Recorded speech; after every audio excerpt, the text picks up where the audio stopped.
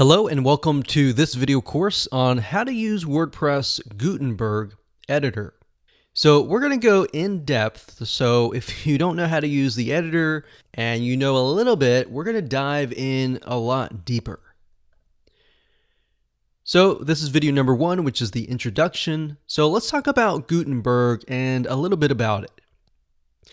Gutenberg was created as more of a drag and drop dynamic editor. Now, there are pros and cons, so I want to make sure that you are able to see both sides. Some of the pros include the following. Number 1, it provides more screen space.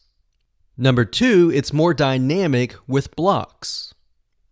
And number 3, blocks are fun to use. So when I talk about blocks, I'm talking about image blocks, audio blocks, and different types of blocks that fit different media. And we'll talk more about that in just a second.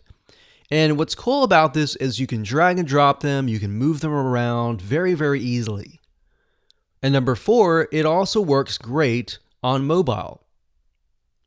Now, the primary con or disadvantage is that although it's listed as beginner friendly, the reality is that it has so many options that it can get really quite confusing.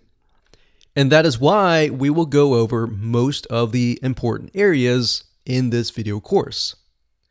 With that said, I like to give you a quick overview of what's inside this video course so you know exactly what to expect. So this is video number 1, obviously. Video number 2, we're going to give you a quick overview of the user interface. Video number 3, we're going to talk about the different types of blocks so that you're aware of the many blocks that are available to you.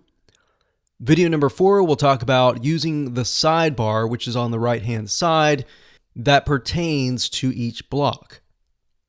And number 5, we'll talk about common blocks that are available to you. And of course, video number 6, we'll talk about formatting blocks. So as you can see here, I'm breaking it up into simplified videos. I don't want to put all of these into one video to overwhelm you. All right.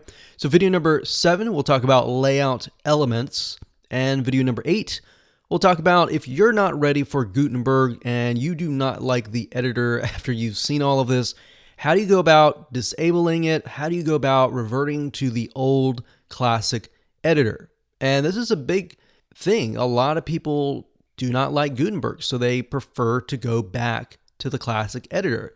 So we want to make sure that you have the options available to you if you choose to go down that route. And of course, last but not least, we got video number 9, which is more editor options. In terms of getting started, it's pretty self-explanatory. All you need to have is a WordPress site with administrator access, because we are going to log in to the WordPress administrator dashboard and I'll show you around.